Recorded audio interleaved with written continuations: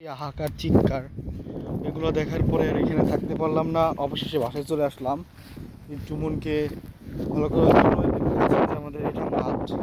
আসলে আমরা গ্রামের মানুষ, সেই বাবার কাছ থেকে টাকা নিয়ে ম্যাজিস্ট্রেটের হলে থেকে থেকে পড়ালেখা করি, কিন্তু হঠাৎ করে কই থেকে কী হয়ে গেল জানি না। তো সব কিছু মিলিয়ে সবাই বাসায় চলে আসছে, তাই আমিও বাসায় চলে আসছি। এটা হচ্ছে আমাদের গ্রামের মাঠ, এখানে ঘুরতে আসলাম। এদিকে পাচ্ছেন নৌকা, এটাই আমাদের বাড়ির পাশে ছোট্ট একটা সুন্দর বিল, যে বিলে রয়েছে মাছ এবং পানি, পাট, ধান সব কিছু মিলেমিশে।